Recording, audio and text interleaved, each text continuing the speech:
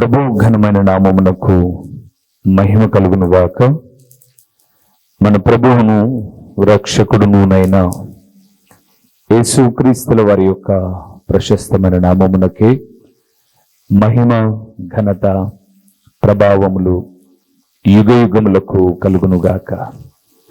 సర్వాధికారి అయిన దేవుడు, ఆయన గొప్ప కనికరమును బట్టి మహాగణుడైన దేవుడు జరిగిపోయిన దినములన్నిటను మనకు క్షేమమును, ఆరోగ్యమును, ఆయుష్ను అనుగ్రహించి ఈ శ్రేష్టమైన శుభదినములో దేవుని యొక్క ఘననామమును గణపరచుటకు ప్రభు పాద సన్నిధిలో మనలను సజీవుల లెక్కలో జ్ఞాపకం చేసుకున్న విధానమును బట్టి దేవునికి మనము ఎంతగానో కృతజ్ఞతాస్తుతులు చెల్లించబద్దులమై ఉన్నాము. అదే సమయంలో ప్రతిదినము దేవుని వాక్యము వింటూ ఆత్మీయముగా బలపరచబడుతూ ఉన్న దేవుని ప్రియబిడలైన మీ అందరికీ కూడా నా ప్రభు అయిన యేసుక్రీస్తు పేరట శుభవందనములు తెలియచేయచ్చు ఉన్నాను. ప్రియులారా, బాగున్నారు కదండి అందరూ? మీ అందరి ఆత్మీయ క్షేమము నిమిత్తమై మానక మేము ప్రార్థిస్తూ ఈ సువార్తను ప్రకటిస్తూ ముందుకు వెళ్తూ ఉన్నాం. మీరు కూడా మా కొరకై ప్రార్థిస్తూ మీ సహకారం అందిస్తూ బలపరుస్తూ ఈ పరిచర్య నిమిత్తమై దేవుని సన్నిధానంలో మొరపెడుతూ ఉన్న విధానమును బట్టి ప్రభువునకు నేనెంతో రుణస్థుడనై ఉన్నాను. దేవునియందు ప్రియమైన వార్లారా, బైబిల్ గ్రంథములో ఒక విశిష్టత కలిగిన వ్యక్తులు ఆదాము నుంచి మన ప్రభు అయిన యేసుక్రీస్తు వరకు ఎందరో మనము సందేశాలు చెప్పేటప్పుడు వాడుకునే ఉపమాన రీతిలో వాడుకునే గొప్ప వ్యక్తులు కొందరున్నారు. అందుకే ఈ దిన కాలమున మనము ధ్యానము చేయబోతున్న అంశభాగము ఏమిటి అనగా, ప్రభు అయిన యేసుక్రీస్తు ఎంత గొప్పవాడు, ఎవరికంటే గొప్పవాడు అన్న విషయాన్ని ఈ దినమున మనము ధ్యానము చేద్దాం. రండి వాక్య భాగంలోనికి వెళ్ళిపోదాం డైరెక్ట్గా. యోహాను సువార్త 8వ అధ్యాయము 53వ వచనాన్ని ఒక్కసారి మనం చదువుకున్నాం. 53వ వచనాన్ని మనం చదువుతూ ఉన్నాం. మన తండ్రి అయిన అబ్రహాము చనిపోయెను గదా, నీవతని కంటే గొప్పవాడవా? ప్రవక్తలను చనిపోయిరి, నిన్ను నీవెవడవని చెప్పుకొనుచున్నావని ఆయన నడిగిరి. చాలు. ప్రభువునందు ప్రియమైనటువంటి వార్లారా, చదవబడిన లేఖన భాగములో మనము చూస్తూ ఉన్నప్పుడు అలనాడు ఉన్నటువంటి శాస్త్రులు, పరిసయ్యులు అనబడేటటువంటి వారైతేనేమి, అలనాడు యూదులలో పెద్దలుగా ఉన్నటువంటి వారైతేనేమి, యేసు ప్రభుల వారితో మాట్లాడుతూ ఉన్నారు. ఏమని మాట్లాడుతున్నారు అని యోహాను సువార్త 8వ అధ్యాయము 53వ వచనాన్ని చూస్తున్నప్పుడు, మన తండ్రి అయిన అబ్రహాము చనిపోయెను గదా, నీవు అతని కంటే గొప్పవాడవా?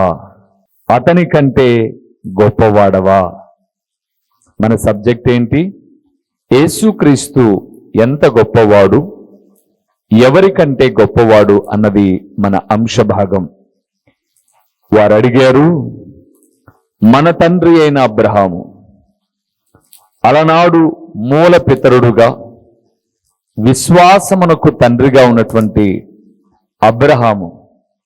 నేనంటాను ఈ వాక్యము ప్రకటిస్తూ, అబ్రహాము కాలములో ఈ శాస్త్రులు, పరిసయ్యులు ఉన్నట్లయితే అబ్రహామును కూడా ఏమని అడిగేవారంటే, నీకన్నా ముందు నోవాహు ఉన్నాడు కదా, అతనికన్నా గొప్పవాడవా నువ్వు అని అబ్రహామును అడిగేవారు. వీరి వైఖరి ఏంటి అంటే, తమ ముందు ఎవరిని గొప్పగా చేస్తూ ఉన్నా వారు సహించలేరు. శాస్త్రులు పరిచయులు అనబడేవారు తామే గొప్పవారము, తామే ఉన్నతులము అన్న ఆలోచన విధానాన్ని కలిగిన వారు. అందుకే వారు ఎవరు గొప్పగా ఎదుగుతున్నా సహించలేరు. యేసు ప్రభుల వారికి ఉన్న పేరు, అలనాడు జన సమూహము ఆయన వెంట వెళుతూ ఉన్నప్పుడు వీరిలో ఈ భావన మొదలైంది. ఏంటి, ఇతను మరియా యోసేపుల కుమారుడు కదా, నజరేతు ఊరివాడు కదా, ఒక వడ్రంగి పని చేసేటటువంటి వ్యక్తి కదా, ఇతనికేంటి ఇంత గొప్ప పేరు రావడం? అందుకే యేసు ప్రభుని అడిగారు, మీరు అబ్రహాము కన్నా గొప్పవాడివా నువ్వు? ఇంకా మీరు ఇదే అధ్యాయములో, అంటే 8వ అధ్యాయం యోహాను సువార్తలోనే 41వ వచనాన్ని చూస్తే, మేము వ్యభిచారం వలన పుట్టిన వారము కాదు అన్నారు యేసు ప్రభుతో. అంటే ఇండైరెక్ట్ గా వాళ్ళు ఏం చెప్పారంటే, నీ పుట్టుక మంచిది కాదు అన్నట్లుగా మాట్లాడారు. గుర్తుపెట్టుకోండి ప్రియులారా, అబ్రహామును పుట్టించిన వాడే నా ప్రభు అయిన యేసుక్రీస్తు. అంటే అబ్రహాము కన్నా గొప్పవాడు. ఎలాగో చూద్దాం. అక్కడే 58వ వచనంలో యేసు ప్రభుల వారు మాట్లాడిన ఒక మాట చూడండి. యేసు, అబ్రహాము పుట్టక మునిపే నేను ఉన్నానని మీతో నిశ్చయముగా. అంటే మీరు ఇప్పుడు గుర్తుపెట్టుకోండి, అబ్రహాము జన్మించక ముందే నా ప్రభు అయిన యేసుక్రీస్తు ఉన్నాడు. అందుకే బైబిల్ గ్రంథం సెలవిస్తూ ఉంది, యేసు ప్రభుల వారు ఎంత గొప్పవాడు, ఎవరికంటే గొప్పవాడు అంటే అబ్రహాము కంటే గొప్పవాడు, అబ్రహాము కంటే ముందున్నవాడు. యేసు ప్రభుల వారు 2000 నాటి చరిత్ర కలిగిన వాడు కాదు. ఆయన ఆదియు అంతమునై ఉన్నవాడు. ఆయన ఆరంభమైన దేవుడు, అంతము కాదు, నిరంతరము ఉన్నవాడు. నిరంతరము ఉన్నవాడు. అందుకే మొదటి విషయాన్ని జ్ఞాపకం చేస్తున్నాను, అబ్రహాము కంటే గొప్పవాడు నేను ప్రకటిస్తున్న ప్రభువైన యేసు క్రీస్తు. రెండవది ఎవరికంటే గొప్పవాడో చూద్దామా? యోహాను సువార్త 4వ అధ్యాయము 12వ వచనాన్ని ఒకసారి మనం చూద్దాం. తానును తన కుమారులను పశువులను ఈ బావి నీళ్లు త్రాగి మాకిచ్చిన మన తండ్రి అయిన యాకోబు కంటే నీవు గొప్పవాడవా అని ఆయనను అడిగెను. చాలు. ప్రభునందు ప్రియమైనటువంటి వారులారా, యేసు ప్రభుల వారు సమరయ అనబడేటటువంటి గ్రామానికి ఒక పాపాత్మురాలను రక్షించడానికి, తన మనస్సును మార్చడానికి ఆ ప్రదేశానికి వెళ్ళాడు అని ఎన్నో పర్యాయములు మనం విన్నాం. ఇప్పుడు ప్రాముఖ్యంగా ఈ మాట చూస్తున్నప్పుడు యాకోబు బావి దగ్గర ఆయన కూర్చున్నాడు. అది మధ్యాహ్నపు వేళ. సహజంగా స్త్రీలు అనబడేవారు ఉదయ సాయంకాలపుల పూట బావి దగ్గరికి వెళ్ళి నీరు చేదుకుంటారు. అప్పుడు ఆహారాన్ని సిద్ధం చేసుకుంటారు. తర్వాత వారి పనికి వారు వెళ్తారు. ఈమె మధ్యాహ్నం వస్తుంది. ఈమె పని చేసే వ్యక్తి కాదు, పనికెళ్ళే వ్యక్తి కాదు, పాపముతో జీవిస్తూ ఉన్న వ్యక్తి. ఈమె కొరకే ప్రభు అక్కడున్నాడు. ఆమె రాగానే ఆమెను త్రాగడానికి నీళ్లు అడిగాడు ప్రభు అయిన యేసుక్రీస్తు. ఆయన వస్త్రధారణ చూసి ఆమె అంటుంది, అయ్యా, మేము సమరయులం, మీరు యూదులు, మీకు మాకు సాంగత్యం సహవాసము లేదు, మీరేంటి మమ్మల్ని నీళ్లు అడుగుతున్నారు అన్నట్లుగా మాట్లాడితే యేసు ప్రభు అన్నాడు, అమ్మా, నువ్విచ్చే నీళ్లు తాగితే మరలా దాహం అవుతుంది.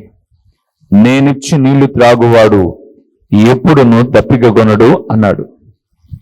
ఆ మాట ఆమె మనస్సులో కొంచెం ఆలోచనను రేకెత్తించి, ఏంటయ్యా నువ్వు ఇచ్చే నీళ్లు ఎప్పుడు దప్పికగొనవరా అనంటే, అవును, నువ్విచ్చే నీళ్ల కన్నా నేను ఇచ్చే నీళ్లు జీవజలములు కలిగిన నీళ్లు అని చెబుతూ ఉన్నప్పుడు ఆమె, ఆ నీళ్లు నాకు కూడా కొన్ని ప్రభువా. అయ్యా, నేను రోజు ఇక్కడికి వచ్చి ఇది కాకోకుండా నీళ్లు చేదుకోకుండా అనంటే, నీ వెళ్ళి నీ భర్తను తీసుకురాపో అని అన్నాడు. ఆమె నిజం మాట్లాడింది, నాకు భర్త లేడు అని చెప్పింది. సరే, ఇక్కడ మనం చూస్తే ఆమె నాకు భర్త లేడు అన్నప్పుడు ఆమె జీవితం అంతా చెప్పాడు. సరే, ఆ విషయాన్ని అలాగ పెడితే ఇక్కడ ఆమె అంటుంది, ఈ నీళ్లు యాకోబు గారు మాకు తవ్వించిన బావి నీళ్లు, ఈ నీళ్లు తాగితే దాహం తీరుతుంది అని మేమనుకుంటే నీవిచ్చే నీళ్లు తాగితే దాహము తీరవు అంటున్నారు. మరి మీరు యాకోబు కన్నా గొప్పవారా అని అడిగింది. ప్రభువునందు ప్రియులారా, ఆ మాట అడిగినప్పుడు యేసు ప్రభుల వారు చెప్పారు, నేనిచ్చే నీళ్లు త్రాగువాడెప్పుడు దప్పికగొనడు, నిత్య జీవమున కొరకే ఊరెడి నీళ్లు నేను ఇస్తాను అని చెప్పాడు. అవి నాకు కావాలని ఆమె అడిగితే, నీ వెళ్ళి నీ భర్తను పిలుసుకురాపో అని అంటే ఆమె భర్త లేడు అని చెప్పింది.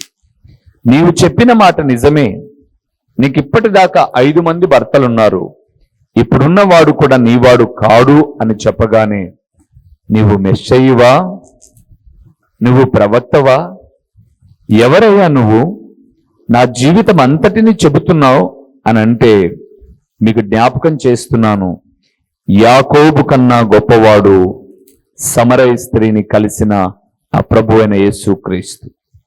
ప్రభువునందు ప్రియమైన వారలారా, ఈరోజు నీటి గురించి కాక నిత్య జీవానికి ఊరెడేటువంటి జలములను ఇచ్చే దేవుడు ప్రభు అయిన యేసుక్రీస్తు.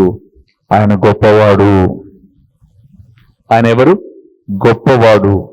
ఎవరికన్నా? అబ్రహాము కన్నా గొప్పవాడు, యాకోబు కన్నా గొప్పవాడు. అబ్రహాము జీవితానికి ఆధారమైన వాడు, యాకోబు జీవితమును ఫలభరితము చేసిన వాడు నేను ఆరాధిస్తున్న ప్రభువైన యేసుక్రీస్తు.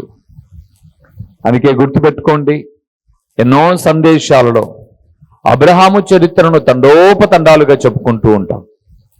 అబ్రహాము విశ్వాసాన్ని గొప్పగా చెబుతూ ఉంటాం. యాకోబు యొక్క జీవితాన్ని గొప్పగా వివరిస్తూ ఉంటాం. నేను వివరించద్దు అని చెప్పట్లేదు, కానీ యాకోబు కన్నా అబ్రహాము కన్నా గొప్పవాడు నేను ఆరాధిస్తున్న ప్రభు అయిన యేసుక్రీస్తు. ఇంకా ఎవరికన్నా గొప్పవాడో చూద్దామా? లూకా రాసిన సువార్త 11వ అధ్యాయము 31వ వచనాన్ని ఒక్కసారి మనం చదువుకుందాం.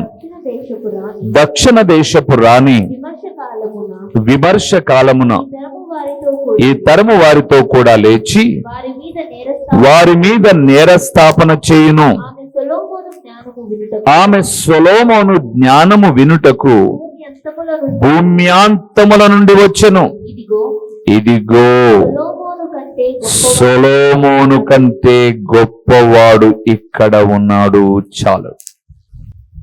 ప్రభువునందు ప్రియులారా, అలనాడు సొలొమోను యొక్క జ్ఞానపు కీర్తి నలుదిక్కులా వ్యాప్తి చెందింది. ఎక్కడ చూసినా సొలొమోను పేరు, ఆయన జ్ఞానమును గూర్చిన సంగతులు వినడానికి తండోపతండాలుగా వచ్చేవారు. సొలొమోను కాలంలో యుద్ధములు లేవు. సొలొమోను దేవునిని అడిగాడు, సొలొమోను, నీకు నేను ఏమి ఇవ్వడమో నీకు ఇష్టమో కోరుకో అని అంటే, అయ్యా, నీ ప్రజలను పరిపాలించుటకు నాకు జ్ఞానము దయచేయి అని అడిగాడు. సొలొమోను జ్ఞానాన్ని వినడానికి ప్రపంచ అంత్యాల నుంచి, భూమ్యాంతముల నుంచి అనేక మంది వస్తే షెబాదేశపు రాణి కూడా దాదాపు 1500 కిలోమీటర్లు ప్రయాణము చేసి సొలొమోను యొక్క జ్ఞానాన్ని కనుగొనడానికి వచ్చింది. మరలా చెప్తున్నాను, 1500 కిలోమీటర్లు ప్రయాణం చేసి షెబాదేశపు రాణి సొలొమోను గొప్పవాడు అని, జ్ఞానము కలిగిన వాడు అని వచ్చింది. ఆమె జ్ఞానాన్ని, లేకపోతే ఆయన జ్ఞానాన్ని ఆమె కనుగొనింది. అయితే యేసు ప్రభుల వారు మాట్లాడుతున్నాడు, సొలొమోను కంటే గొప్పవాడు నేను. సొలొమోను కొరకు, జ్ఞానము కొరకు 1500 కిలోమీటర్లు ప్రయాణం చేస్తే, ఈరోజు మీకు చెప్పేనా, ఒకవేళ 1500 కిలోమీటర్లు ప్రయాణం చేసిందో ఆమె 2500 కిలోమీటర్లు ప్రయాణం చేసిందో అలాగూ ప్రక్కన పెడితే, ఈరోజు దేవుడు ప్రభువైన యేసుక్రీస్తు జ్ఞానము కొరకు ప్రపంచ దేశాలన్నీ కూడా దేశాలను సంచరిస్తూ ఉన్నాయి. దేశాలను సంచరిస్తూ ఉన్నాయి. కొంతమంది బైబిలు తర్ఫీదును పొందడానికి అమెరికా దేశానికి వెళ్తారు. మన భారతదేశం నుంచి అమెరికా దేశానికి 24 గంటల ప్రయాణం. 24 గంటల ప్రయాణం. అంతర్జాతీయ విమానం గంటకు 900 కిలోమీటర్లు ప్రయాణం చేస్తుందట. ఆ ప్రకారముగా 24 × 900 గంటకు 900 చొప్పున మనం ప్రయాణాన్ని లెక్క కడితే వేల కిలోమీటర్ల దూరం అమెరికా దేశానికి వెళ్తున్నారు. అక్కడ బైబిల్ యొక్క జ్ఞానాన్ని నేర్చుకుంటూ ఉన్నారు. లేదా ఇజ్రాయేలు దేశానికి వెళ్ళినా, ఇంకా ప్రపంచ దేశాలలో ఏ దేశానికి వెళ్ళినా వారు నేర్చుకున్న వాక్య తర్ఫీదును వారు ప్రకటించేటప్పుడు సొలొమోనును గురించి ప్రకటించరు. ఒకవేళ తమ సందేశాలలో అడపాదడప అబ్రహాము, యాకోబు, సొలొమోను అనబడే వ్యక్తుల గురించి మాట్లాడతారేమో కానీ వారు మాట్లాడే సందేశాలలోని సారాంశం అంతా కూడా నా ప్రభువైన యేసుక్రీస్తును గురించి. ప్రపంచ బోధకులందరూ మాట్లాడేది ప్రపంచములో విమర్శనాత్మకంగా ఈరోజు అనేక మందిని హింసించడానికి, దూషించడానికి, బాధించడానికి కారణం ఏంటి అనంటే యేసు గొప్పతనాన్ని చెప్పడం ఎవరికి నచ్చడములా. ఎందుకని అబ్రహాము కన్నా, యాకోబు కన్నా, సొలొమోను కన్నా నేను ప్రకటిస్తున్న ప్రభువైన యేసుక్రీస్తు గొప్పవాడు. ఓ దేవుని జనాంగమా, ఈ రూబేను ప్రకటించిన, గొప్ప గొప్ప సేవకులు ప్రకటించిన, లేదా ఇది వరకు కాలగర్భములో కలిసిపోయిన ఒక సాధు సుందర్ సింగ్ అయినా, దైవజనులు భక్త సింగ్ అయినా, ఎందరో చెప్పాను కదండి, వారందరూ ప్రకటించింది అబ్రహామును గురించి కాదు, యాకోబును గురించి కాదు, సొలొమోను గురించి కాదు, జ్ఞాన ప్రదాత అయిన ప్రభు అయిన యేసుక్రీస్తు గురించి. అందుకే నా ప్రభు అయిన యేసుక్రీస్తు సొలొమోను కంటే గొప్పవాడు. సొలొమోను కంటే గొప్పవాడు. ఇంకో మాట చూద్దామా? మత్తయి రాసిన సువార్త 12వ అధ్యాయము 41వ వచనాన్ని, అక్కడ ఒక మాట ఉంది, చూద్దాం. 12వ అధ్యాయము 41వ వచనాన్ని మనం చూస్తూ ఉన్నాం. నినివే వారు యోనా ప్రకటన విని మారు మనస్సు పొందిరి గనుక విమర్శ సమయమున నినివే వారు ఈ తరము వారితో నిలబడి వారి మీద నేరస్థాపన చేయుదురు. ఇదిగో యోనా కంటే గొప్పవాడు ఇక్కడ ఉన్నాడు, ఆయన ప్రభు అయిన యేసుక్రీస్తు. యోనా అనబడే దేవుని సేవకుని నినివే పట్టణం వెళ్ళి నన్ను గూర్చిన సంగతులు ప్రకటించు అన్నప్పుడు ఒక దిన ప్రయాణమే. వాస్తవానికి నినివే పట్టణం 3 దినముల ప్రయాణం చేయగలిగిన పట్టణం. ఆ పట్టణంలో 1,20,000 మంది పైబడిన జనాభా ఉన్నారు. ఆ పట్టణంలో యోనా ఒక దినము ప్రకటిస్తేనే ఆ దేశములో ఉన్న రాజు మొదలుకొని సామాన్యుని వరకు గోనె పట్ట కట్టుకొని మేము అపరాధులము, దోషులము అని ప్రభు వైపు పశ్చాత్తాపడ్డారు. అందుకే ఈరోజు ప్రపంచ దేశాలన్నిటిను యేసు ప్రభుల వారి సువార్త ఎందుకు ప్రకటిస్తుంది అంటే, మీరు చేస్తున్న పాపము ఘోరమైనది, మీరు చేస్తున్నటువంటి దుశ్చర్యలు చాలా చెడ్డవి, ఇదిగో మీరు మనస్సు మార్చుకొనండి, ప్రభు అయిన యేసుక్రీస్తును నమ్ముకొనండి, ఆయన వలె నీతిగా బ్రతకండి అని నాలాంటి సేవకులు ప్రపంచమంతా తిరుగుతున్నా పట్టించుకోవడం లేదు కదా. ఒక దినాన నినివే పట్టణ ప్రజలు దేవుని రాకడలో ఎత్తబడినటువంటి తర్వాత, లేదా తీర్పు కాలంలో వారు మన మీద నేరస్థాపన చేస్తారు. ఎందుకయ్యా మీరు ఇంత మా మీద నేరస్థాపన చేస్తున్నారు అనంటే, మాకు యోనా అనే దైవజనుడు చెప్పగానే మేము మా మనస్సును మార్చుకున్నాం, పశ్చాత్తాపడ్డాం. మేము చేయాలనుకున్న పాపము చేయకుండా మానుకున్నప్పుడు మా మీదికి రావాలనుకున్న కీడును దేవుడు ఆపాడు అని వారు నేరస్థాపన చేస్తే, ఈరోజు అంటున్నాడు, యోనా కంటే గొప్పవాడైన యేసుక్రీస్తు ఒకరోజు కాదు 3.5 సంవత్సరాలు ప్రకటించాడు. ఆ మాటలు 2000 సంవత్సరాల నుంచి భూమి మీద ప్రకటించబడుతున్న పశ్చాత్తాపపడని వారి మీదికి దేవుని ఉగ్రత వస్తుంది. ఎందుకో తెలుసా? యోనా ఒక దిన ప్రకటనకే నినివే వారు పశ్చాత్తాపపడితే, యేసు ప్రభుల వారిని గూర్చిన వార్త ఆయన 3.5 సంవత్సరాలు, ఆయన శిష్యులు 60-50 సంవత్సరాలు, ఆయన తర్వాత వచ్చిన నాలాంటి సేవకులు 2000 సంవత్సరాల నుంచి ప్రకటిస్తున్న ఆ గొప్పవాడైన యేసు ప్రభుల వారిని మీరు విశ్వసించలేదు. ఒక దినమున తీర్పు ఉంది. గుర్తుపెట్టుకోండి ప్రియులారా, అబ్రహాము కంటే గొప్పవాడు నా ప్రభు అయిన యేసుక్రీస్తు, యాకోబు కంటే గొప్పవాడు నా ప్రభు అయిన యేసుక్రీస్తు, జ్ఞాని అని చెప్పుకుంటున్న సొలొమోను కన్నా గొప్పవాడు నా ప్రభు అయిన యేసుక్రీస్తు. ఒక దిన ప్రకటన ద్వారానే 120,000 మంది పశ్చాత్తాపపడిన యోనా కంటే నా ప్రభు అయిన యేసుక్రీస్తు గొప్పవాడు. ఎందుకో తెలుసా? యోనా ప్రకటనకు 120,000 మంది మారితే, ఒకవేళ ఈరోజు గణాంకాల ప్రకారముగా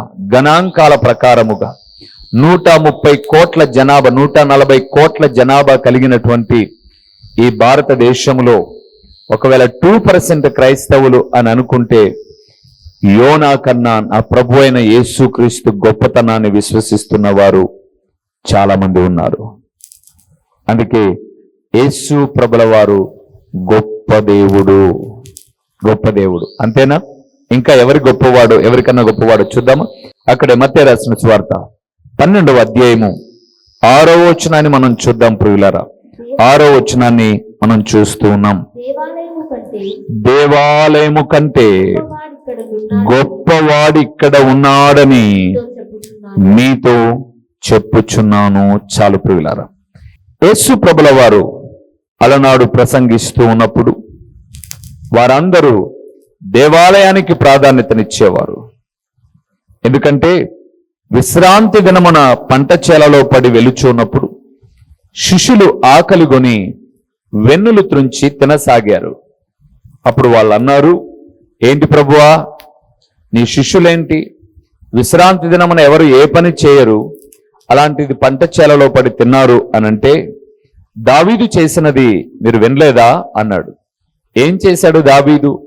తన మామైన సౌలు తరుముతూ ఉన్నప్పుడు తాను మందిరంలోనికి వెళ్ళి దేవుని సేవకులు మాత్రమే తినవలసినటువంటి సముఖపు రొట్టెలు తిన్నారు. మీకు తెలుసా? అవును, తిన్నారు. మరి దావీదు తిన్నప్పుడు తప్పు లేదా? విశ్రాంతి దినానికి మీరు ప్రాధాన్యతనిచ్చారు. ఇదిగో విశ్రాంతి దినము కన్నా దేవాలయము కన్నా గొప్పవాడైన ప్రభు అయిన యేసుక్రీస్తును నేను అన్నాడు. ప్రభునందు నాకు ప్రియమైన వారలారా, ఈరోజు చాలా మంది మందిరాలను చూసి మురిసిపోతున్నారు, కానీ మందిరము కన్నా గొప్పవాడు ప్రభు అయిన యేసుక్రీస్తు.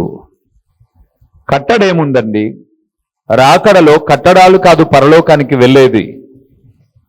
ప్రభు అయిన యేసుక్రీస్తును విశ్వసించిన ఆత్మ సంబంధమైన మందిరమైన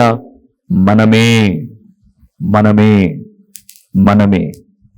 అందుకే యేసు ప్రభుల వారు అన్నారు, దేవాలయము కంటే గొప్పవాడు ఇక్కడున్నాడు. దేవుని ప్రియబిడ్డలారా, దేవాలయాలను చూసి మురిసిపోమాకండి. అది ఎంత పెద్ద దేవాలయమైనా, చిన్న పూరిపాకైనా, అబ్బా మహాదేవాలయం అన్నా, కోట్లతో నిర్మించిన అది కూడుకునేటటువంటి స్థలమే తప్ప అది ఆరాధనకు యోగ్యమైనది కాదు. అంటే దేవాలయాన్ని ఆరాధించడం కాదు. దేవాలయము కన్నా గొప్పవాడైన ప్రభువును ఆరాధించడానికే మనం వెళ్తున్నాం. చాలామంది దేవాలయానికి ఇచ్చిన ప్రాధాన్యత దేవునికి ఇవ్వడంలా. అందుకేనేమో నా యేసు ప్రభు ఈ సమయం ముందు మాట్లాడుతున్నాడు.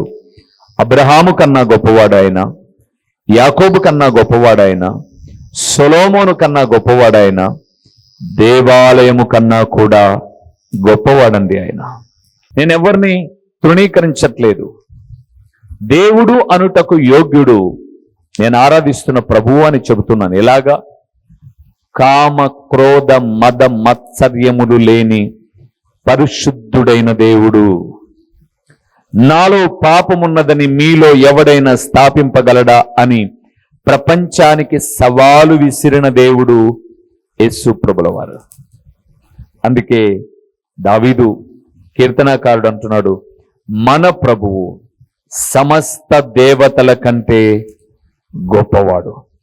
అబ్రహాము కంటే, యాకోబు కంటే, సొలొమోను కంటే, యోనా కంటే, దేవాలయము కంటే, సమస్త దేవతల కంటే గొప్పవాడు నా ప్రభువైన యేసుక్రీస్తు. ఈ మాట వింటున్న దేవుని కుమారుడా, ఆ గొప్పవాడైన ప్రభువును నువ్వు ఆరాధిస్తే, ఆ గొప్పవాడైన యేసుక్రీస్తు వారి అడుగు జాడల్లో నడిస్తే, నీ స్థితి మొదట కొద్దిగా ఉండినా తుదకు మహాభివృద్ధి నుండి గొప్ప స్థితిలోనికి వెళ్తావు. ఇది సత్యం. విశ్వసించు. తలలు వంచు, కళ్ళు మూయి ప్రార్థన చేద్దాం. ఆ గొప్ప దేవుడు నిన్ను గొప్పగా నడిపించువాడు. మహిమ స్వరూపివైన మా ప్రియమైన పరలోకపు తండ్రి, మహోన్నతుడమైన దేవా, గొప్ప దేవా, మీకు స్తోత్రములు.